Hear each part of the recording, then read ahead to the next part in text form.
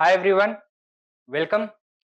We are going to discuss the GS portion of GS paper 1 for the 2025 mains examination. As expected, there are once again 6 questions, 3 10 markers, 3 15 markers, right? Total 75 marks.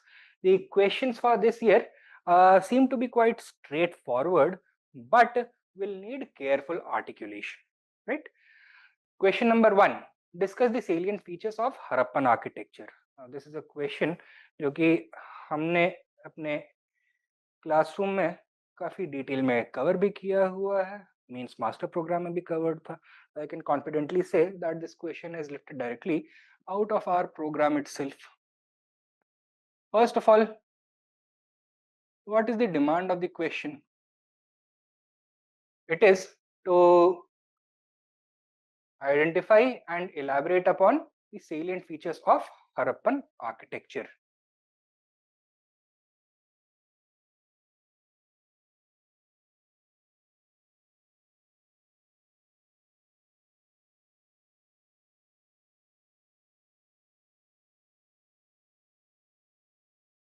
Right? Now, how to begin the answer?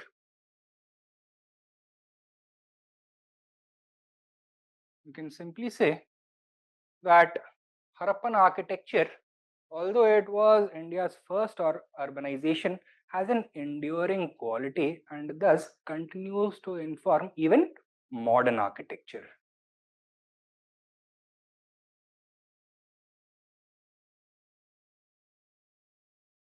Right? I'm simply talking about the sentiment that we can introduce in the introduction. Rest of it I'll leave up to you कि किस तरह से उसको आपको articulate करना है, express करना है. Then what exactly were these features?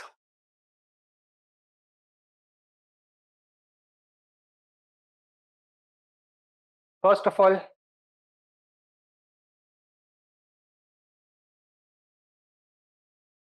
apparent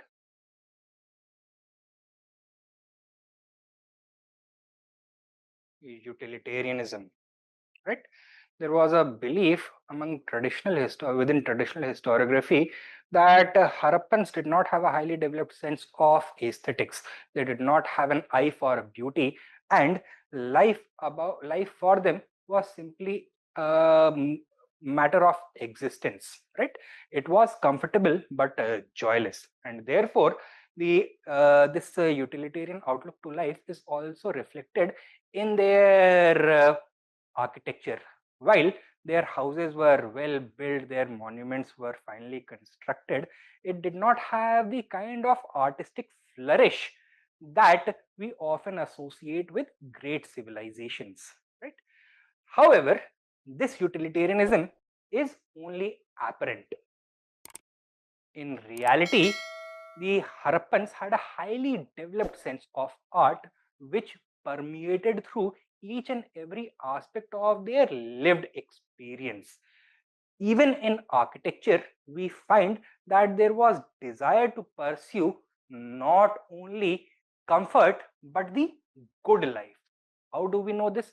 Because Harappan cities also have architectural artifacts which give the impression that Harappans wanted not simply comfort but a good lived urban experience. They had shared public spaces, recreational spaces, town squares, public markets, stadiums, uh, good system of urban hygiene, drainage, etc. So all of these tell us that utilitarianism was present, but this is only apparent. In reality, the Harappans had a zest for life, which is also reflected in the intangible aspects of their architecture. Secondly,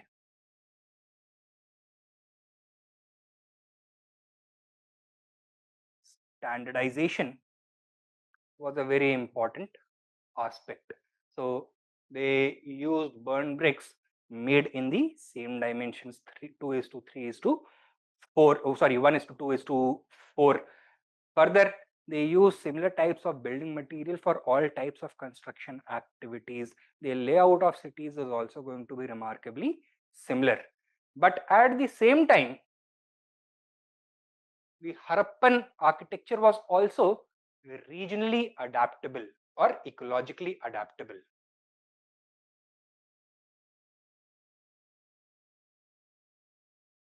For example, in places such as Dholavira, we do not find the widespread use of burned brick. Instead, construction is mainly done using stone, right? Further, architecture also gives you a window into the social setup of any culture, of any society. Within Harappa or within the Harappan civilization, as compared to other contemporary Bronze Age civilizations, we see that yes, there was inequality. We have different classes living in houses of different sizes. Uh, However, we see lesser inequality as compared to other Bronze Age civilizations. So,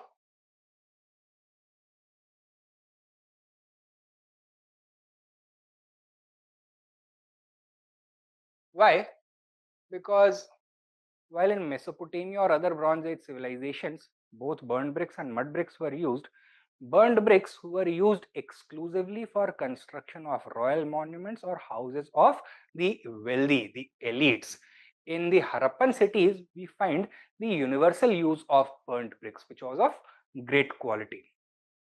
So that means, yes, there were distinctions between the rich and poor, but the rich were not as rich as in the other Bronze Age civilizations, and the poor were not as poor as the other Bronze Age civilizations.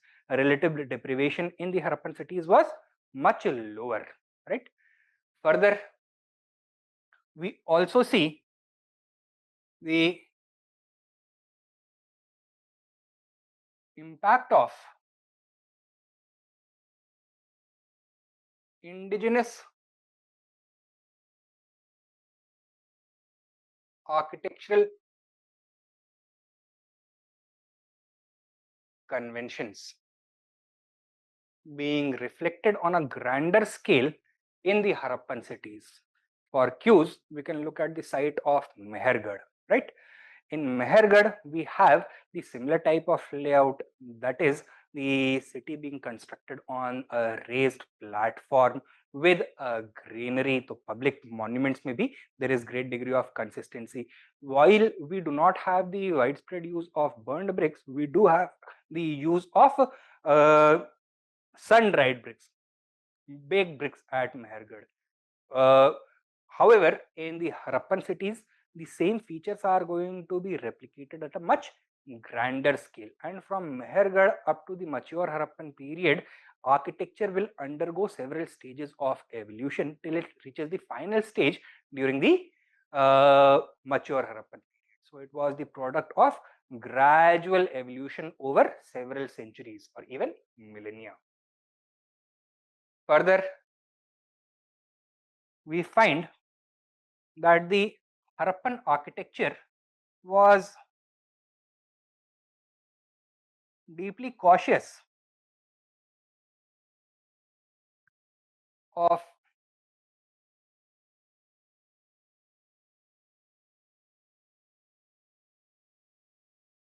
convenience. So convenience was a great priority for the Harappan people. Every house will have a well, every house is going to have its own washroom.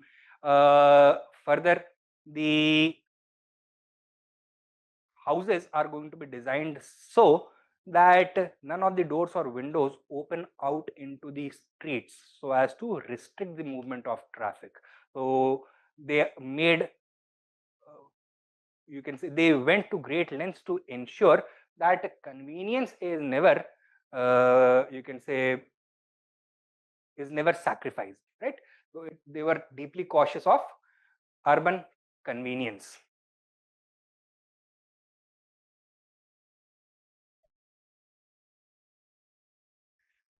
Conclusion क्या लिख के आना है that See, we have already said that it had an enduring quality and continues to inform modern architecture.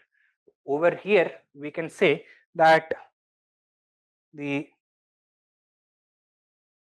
Harappan conventions of architecture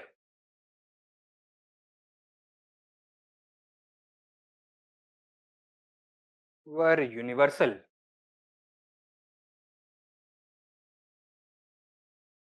and remained highly relevant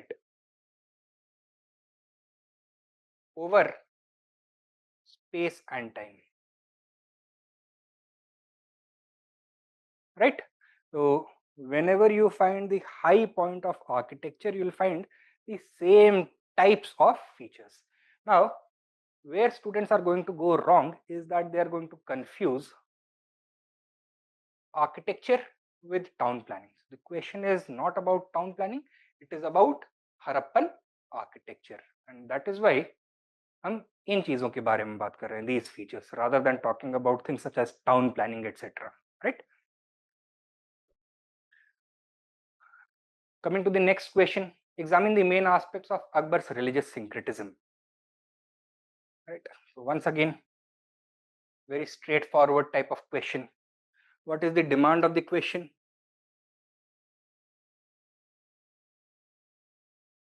We need to examine the main aspects of Akbar's religious syncretism. So, examine the nature of Akbar's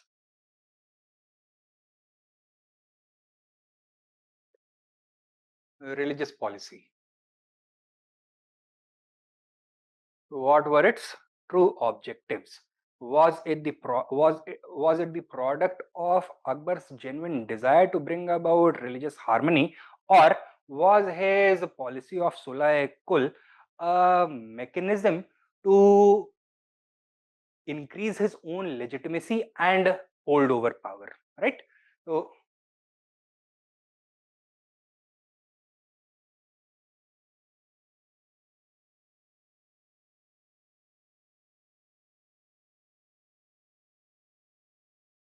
what were Akbar's true motives behind introducing his religious policy? Now, what most students are going to do is they are going to talk about the main aspects kya hoga, the policy of Deen-e-Ilahi, sorry, the policy of Sulh-e-Kul, Deen-e-Ilahi, introduction of Deen-e-Ilahi, abolition of jizya, abandonment of the policy of forcible conversion, temple destruction or collection of jizya or pilgrimage tax, ibadat khana discussion, mazharnama, etc. वो सब लिख करके आएंगे, but that is not the requirement over here. We need to examine the main aspects of Akbar's religious syncretism, right? So first of all, how to begin?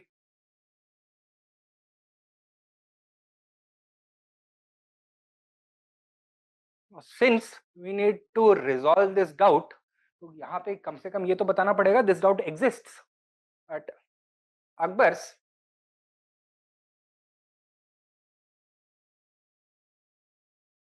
religious syncretism has invited much controversy.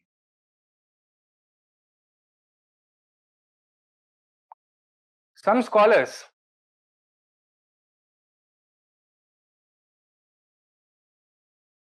consider it to be an expression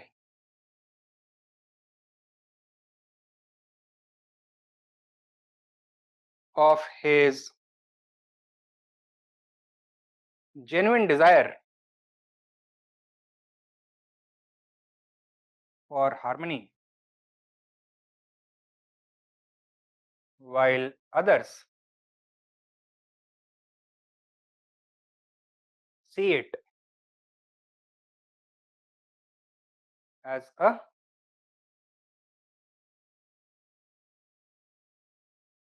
political tool, right? तो जो basic thesis है वो आप यहाँ पे दे सकते हैं, that there is a variance in the historical interpretation of Akbar's religious syncretism. At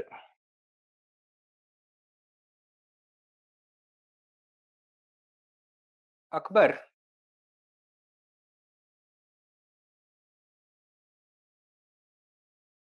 used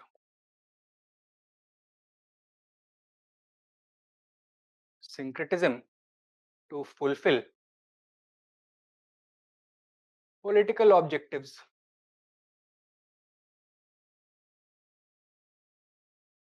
This can be your first heading. Second heading, he was genuinely interested in bringing about harmony.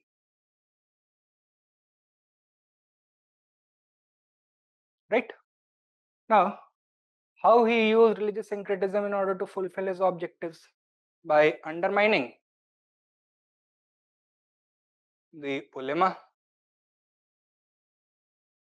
by gathering or winning the support of Rajputs,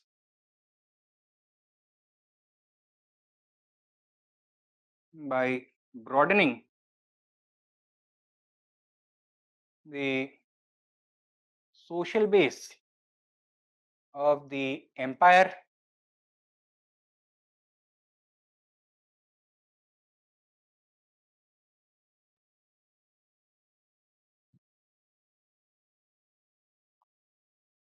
by winning the goodwill and legitimacy among Hindus,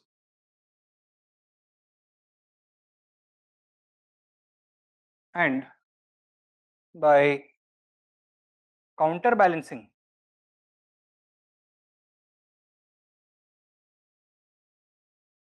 powerful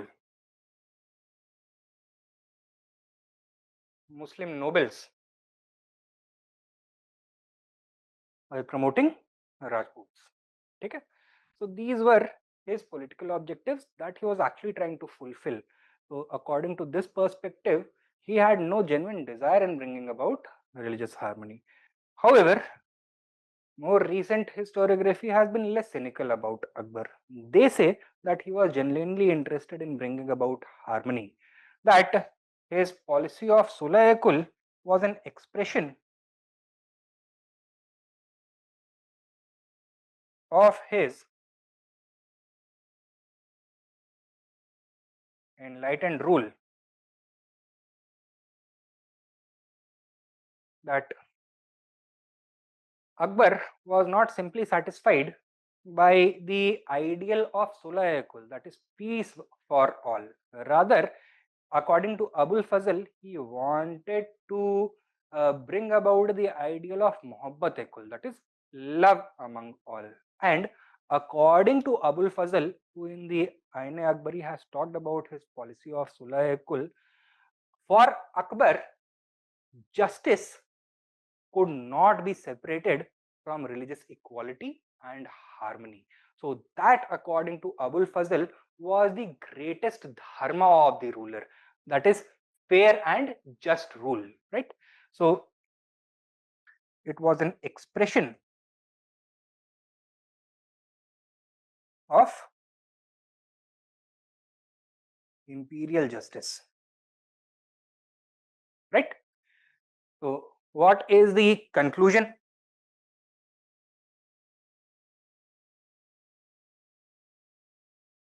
अभी देखो, the way in which we have been treating the question till now, that itself is flawed.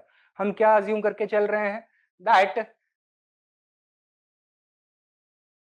Akbar ka religious syncretism, it could either be politically motivated or it could be a result of his genuine concern for bringing about harmony. We are treating the two as mutually exclusive. However, that is not necessarily the case. Akbar may genuinely have been interested in bringing about religious harmony, and why would he not be? He was ruling as a Muslim ruler over a population which was predominantly non-Muslim, and therefore he would have the desire to bring about religious harmony in order to bring about stability, secure goodwill, and fulfill the larger political objectives.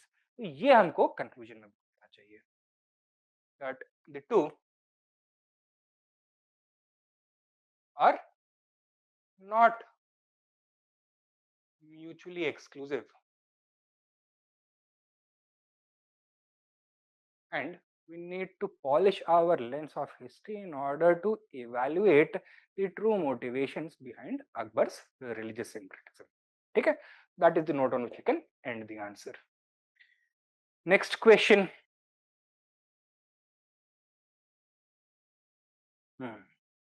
ये question ऐसा है जिसको देख करके कुछ candidates थोड़ा डरे जरूर होंगे, but once again this question is also quite easy to address. The sculptors filled the Chandela art form with resilient vigor and breadth of life. Elucidate. So for these kinds of questions now, you need to take cues from the wording of the question itself. So what is the demand? We need to show with the help of examples, that is elucidate how the sculptors of the Chandela art form fill the Chandela art form with resilient vigor and breadth of life.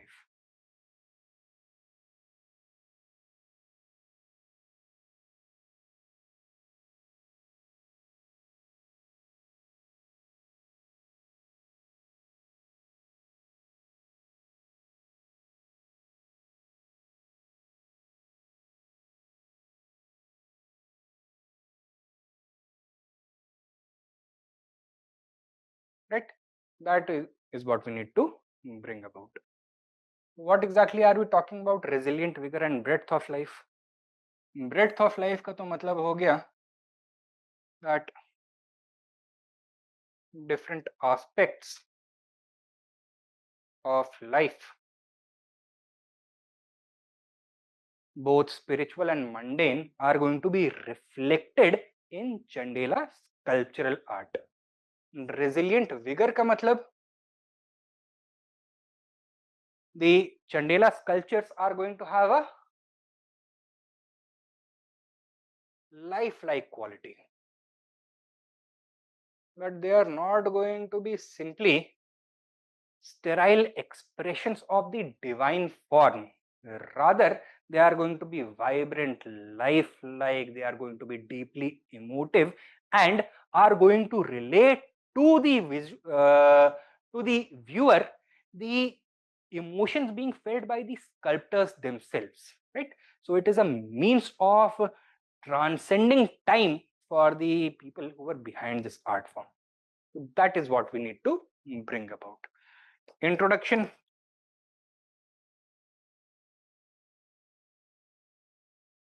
Yeah. Why Chandela sculptural art flourished primarily in the form of temple ornamentations, especially at Khajuraho.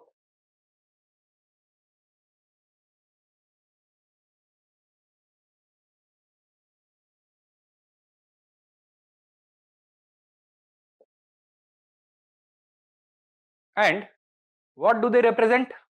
They represent the high water mark, that is the peak of temple sculptural art.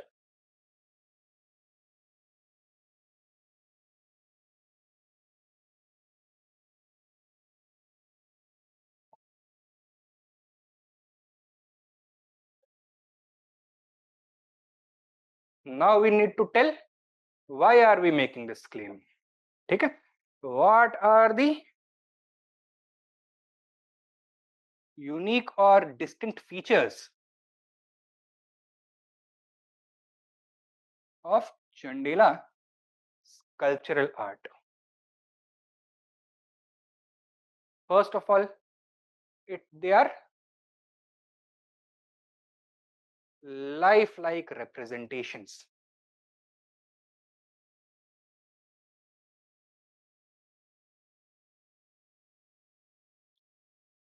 They have a unique sense of movement about them.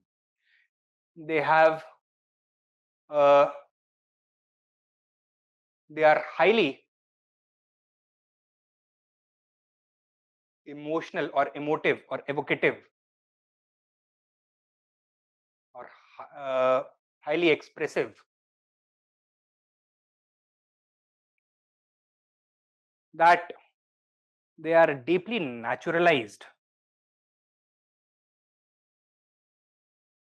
So it is not as if these figures have been given an idealized form. They are deeply naturalized. Right. Secondly,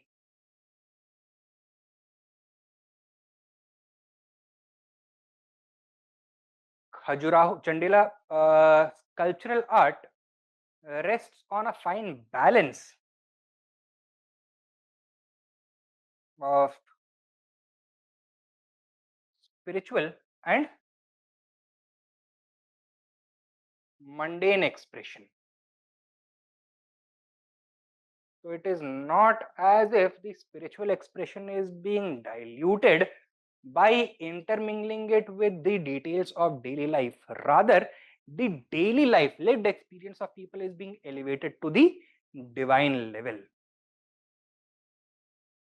Thirdly, even the figures of gods and goddesses that we find over here, they are going to have highly anthropomorphic forms. So humanization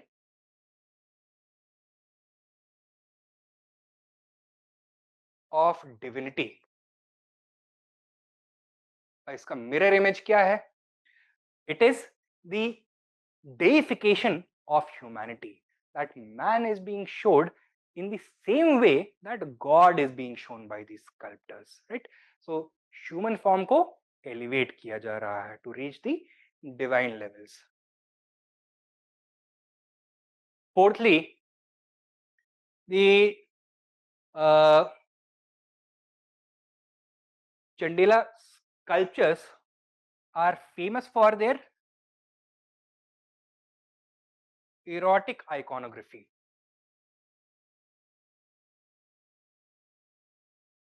which celebrates not only the sensual act but also is a symbolic representation of fertility, virility, the process of creation, life, death, and the afterlife.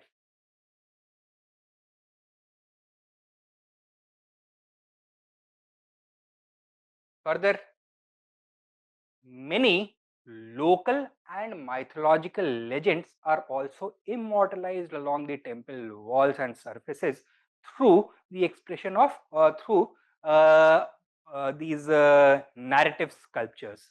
So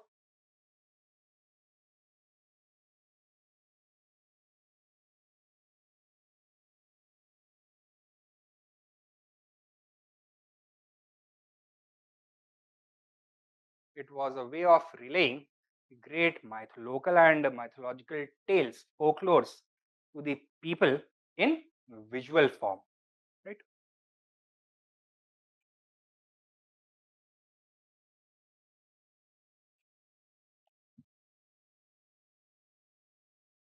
And yeah, so huh. And further, we can say that the great diversity of themes, from Mithun sculptures to people performing daily tasks such as cooking, to scientific experiments, to warfare, dance, music, the composition of literature, etc. These are the themes that are going to be reflected. So this Chandela sculptural art gives you a window into the daily lives of the people of this period during in this region, right? So thematic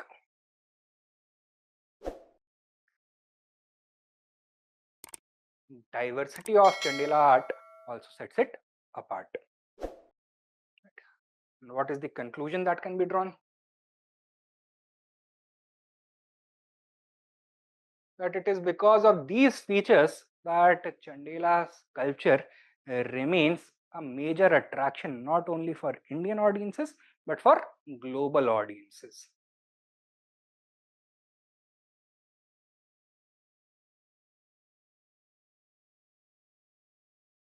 It is seen not only as a celebration of the Indian vision for life but of Indian culture as a whole. Right? So that is the note on which we can end our answer. Next, we have three 15-marker questions. Number 11. First of all, Mahatma Jyotirao Phule's writings and efforts of social reforms touched issues of almost all subaltern classes. Discuss.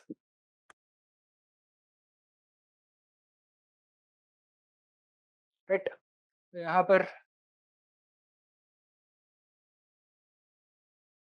what is the demand of the question? We need to see whether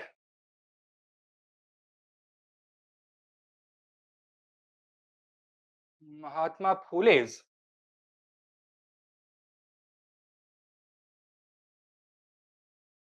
writings and works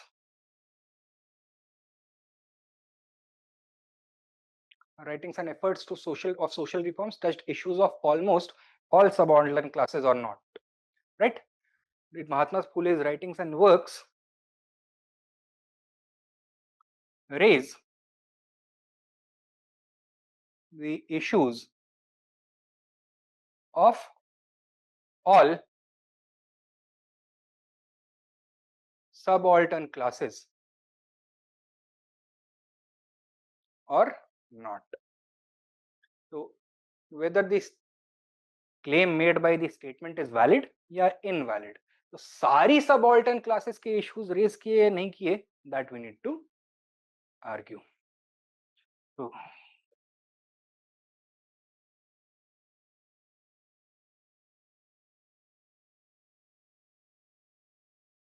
introduction. What can we say? That Mahatma Phule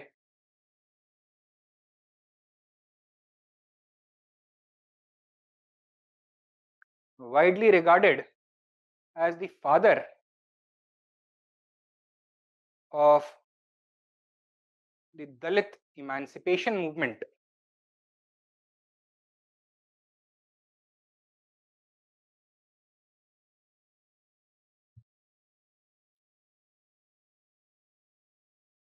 Did not confine his advocacy to Dalit interests alone.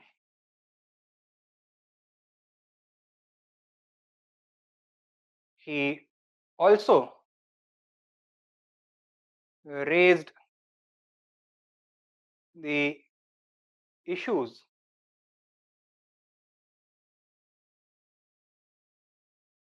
fundamental to the upliftment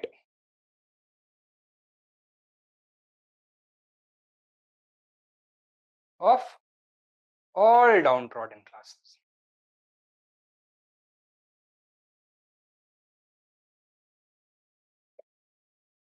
ठीक है? That is going to be our opening statement.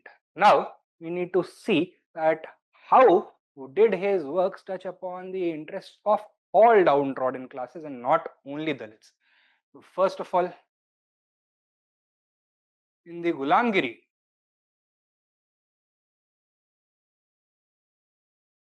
book written in Marathi by him, he compares the slavery of Dalits in India to slavery of blacks in America, calling upon the undoing of both these exploitative systems.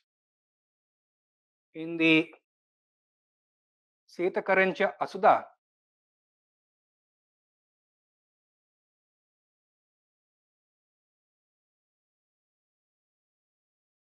it is the whip code of the peasantry, he talks about the problems facing the peasantry of India, of rural India. In several of his works, such as Isara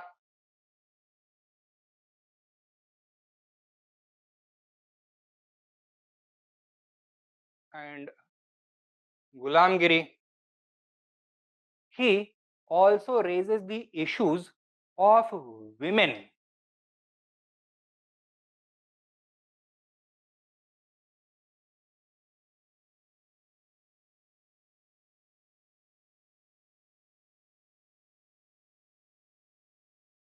Fourthly,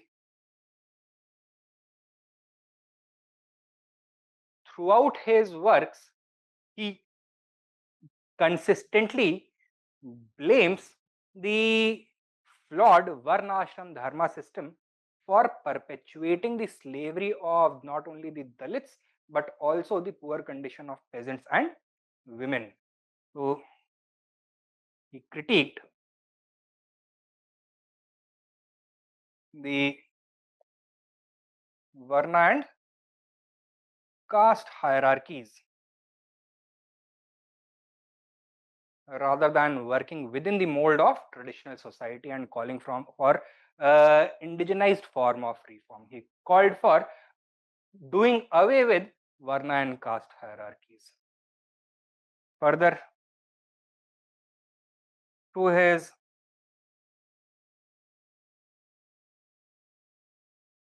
Satyashodhak Samaj, he began a campaign for better representation of Dalits not only in educational institutions but also in government office. He began canvassing official support for his educational mission, and that became the modus operandi of his method of reform. That education is going to become the means for modernization and upliftment. It is going to become the means by which to overthrow Varna and caste hierarchies and end the age-old slavery of all these depressed groups. Then, along with his wife Savitribai Phule, he also opened a school for girls and even widow homes and educational opportunities for women. Okay, so if you want, you can add that as well. However, to say that the upliftment of the subaltern classes was the main objective behind his social reforms and literature, that would also be misleading.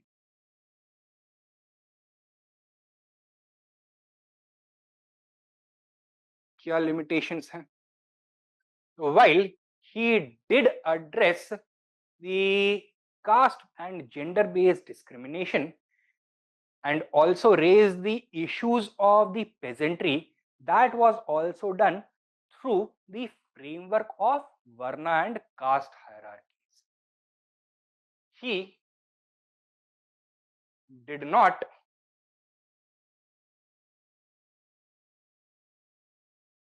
raise the class question, nor did he try to start any movement to engender class consciousness among the working masses. Further,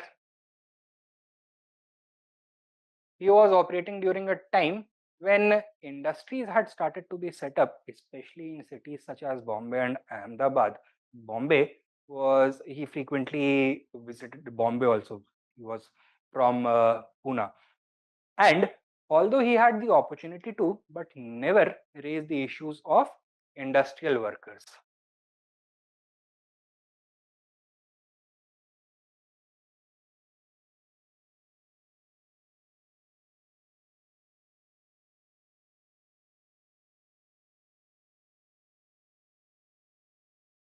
Since his literature was confined to Marathi and most of his activities were done within Maharashtra, therefore, the geographical, you can say, spread or impact of his reforms was limited. Limited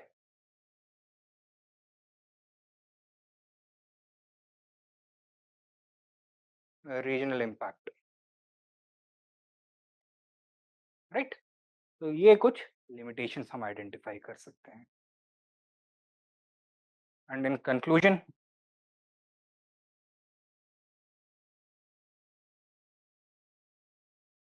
on this basis, should we completely dismiss, on the basis of these limitations, should we completely dismiss the service that he did toward the interests of the subaltern classes, their upliftment, or not? Obviously, we should not. So, despite these limitations, Mahatma Phule performed yeoman service for India's subaltern classes. He acted as the pioneer and started the conversation. Later generations looked to his example, and he was the one who planted the seed. The tree is then going to grow and bear fruit over the next coming generations. That is the note on which we can conclude, right? So this is how we'll answer this particular question. So see, none of the questions are very difficult. बहुत आसान है. I'm sure you all had the information to tackle all these questions, especially those who have attended our program. It is simply a matter of framing the answer. Correct note पे शुरू होना चाहिए, and होना चाहिए, decoding the demand of the question, and then structuring the answer in a way, categorizing all the information in order to fulfill the exact demand of the question, right? That is all we need to do. तो सबसे पहला काम होता है कि correctly आप उसको identify कर लो.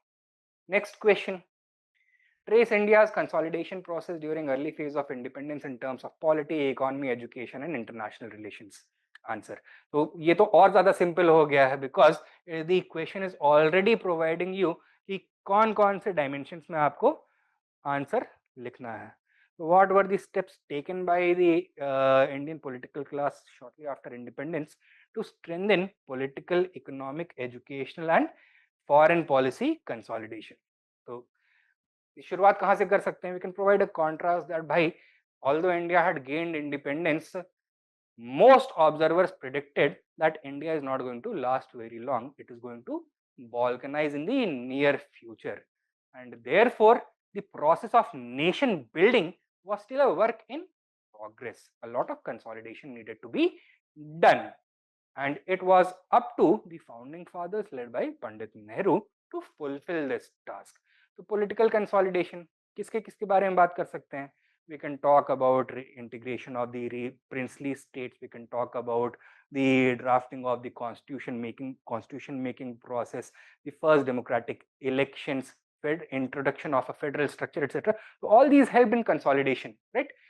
Economy. So what was the problem confronting India?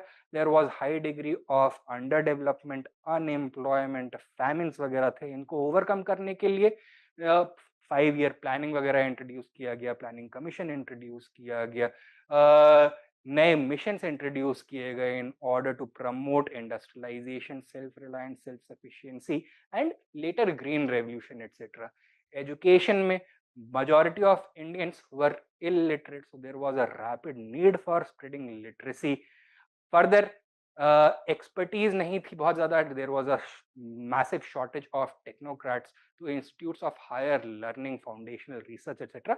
वो सब requirement था. तो CSIR बनाया, IACR बनाया, IITs, IIMs, etc. ये सब establish किया. You already know all these things, right? ये सब introduce किया. And international relations में भाई problem was that this was the period of Cold War era bloc politics. India wanted to avoid becoming part of any ideological bloc. Therefore, India adopted the policy of non-alignment in order to preserve its strategic autonomy. Further, India had ambitions of emerging as a global leader, and among whom? Among African and Asian countries. So Asian Relations Conference established किया, NAM established किया, advocacy हुआ, people to people cultural contacts were established, good relations were pursued with both superpowers. साथ में कुछ major problems भी थे. We had adversaries, adversarial neighbors on all sides, to east and west Pakistan. Then we have China. कई सारे confrontations भी हुए. We managed our relations with our other global and regional partners in order to overcome these challenges somehow, right? तो ये हो गया international relations को कैसे navigate किया consolidation के लिए. And ultimately conclude किस note पे कर सकते हैं हम? We can conclude by simply saying that through this process, the Indian founding fathers were able to navigate through the roughest seas immediately after independence, giving India a solid foundation from which to grow upon and go from strength to strength. So that is the note on which you can conclude the answer. The consolidation of what? Of the foundations of independent India. Once solid foundations are there, then you can build a strong building on top of it. That is the imagery we are going to try and evoke. And finally, the French Revolution has enduring relevance to contemporary world. Explain. So, इतना straightforward question है. So we have to investigate how the French Revolution has shaped world history and continues to influence the contemporary world even today. So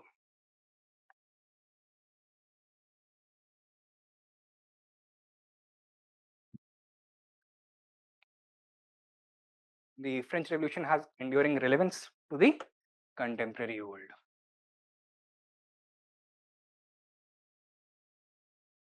Contemporary relevance.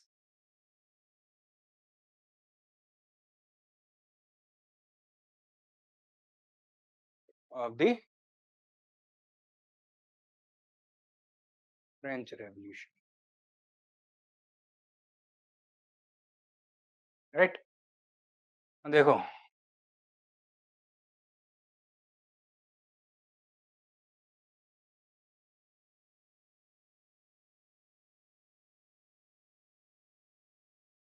French Revolution is brought about a major transformation by announcing the collapse of the old order, ancient regime, and the emergence of a new European order characterized by the balance of power.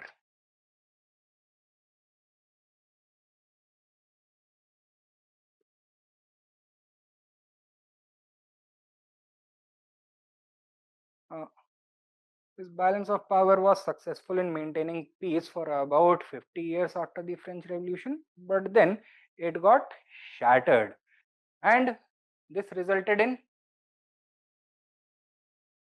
the unification of Italy and Germany. Unification of Italy का तो बहुत ज़्यादा फर्क पड़ता नहीं है, but unification of Germany also starts a new chapter in world history. Ultimately, it is going to lead to imperial competition and result in the two world wars.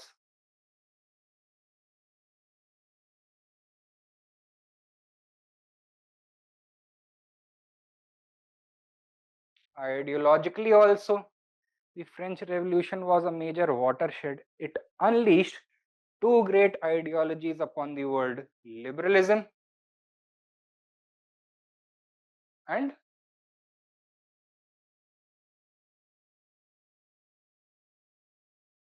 nationalism.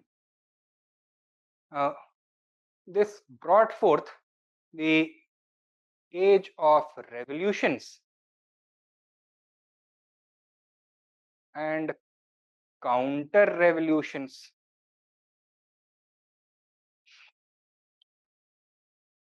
Further,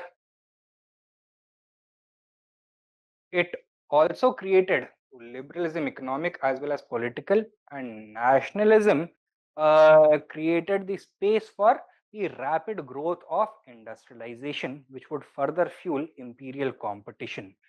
Industrialization,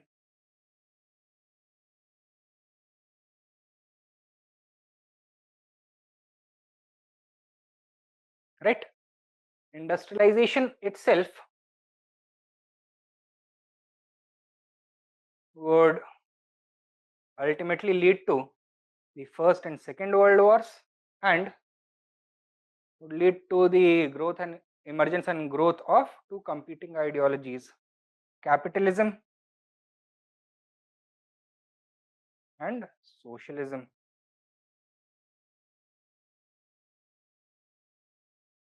Conflict between the two is going to emerge as the basis for the new world order after the Second World War, that is the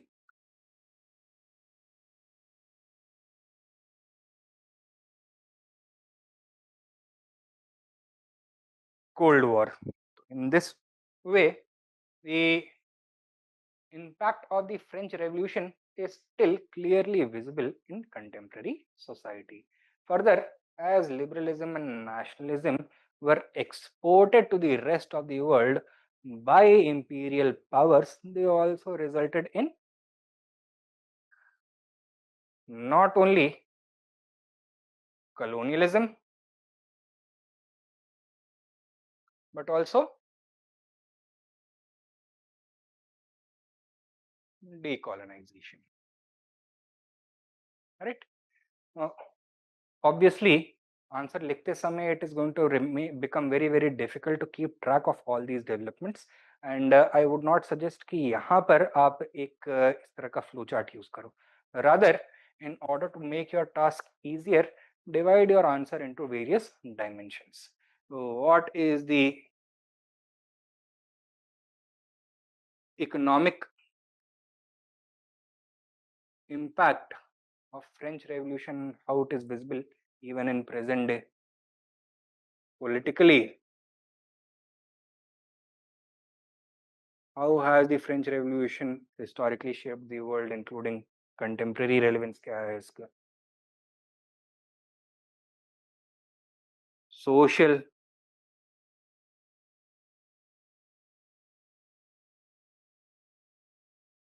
cultural, etc. तो ये dimensions आपको address करने चाहिए. This is going to help you in keeping track. So, in conclusion, you can either give a straightforward conclusion. Why, on the basis of this analysis, it becomes clear that the very modern history has been shaped by French Revolution. Or you can be more creative. Once, when asked about the impact of the French Revolution, the Chinese premier Zhou Enlai, 1950s में Chinese premier था, right? He famously remarked that it is too soon to say, right? So human beings have a limitation that they perceive history through the lens of their own mortality. They perceive history in terms of human lifespans. However, इस तरह के जो historical phenomenon होते हैं, they usually produce ripple effects that radiate across several centuries and even millenniums. And final जो इसका result है, that may not become apparent to us till much longer in the future. What we can definitely say is that modern world to a great extent has been shaped by the impacts arising out of the French Revolution. Okay? We could have ended on that note either, right? So once again, questions were not all that difficult. I think out of the 6 questions, 5 questions were directly from our program. So problem वहीं पे होगी if students have not practiced answer writing or have not developed the skills to creatively decode the question and fulfill the demands of the question, right? तो अगर लिखा नहीं होगा तो you are going to score ordinarily. अगर लिखने की practice अच्छे से करी हुई है तो you should be able to sell through, right? चलिए then, thank you for your time. All the best for your other papers, and I hope to see you guys soon for our interview program. Thank you.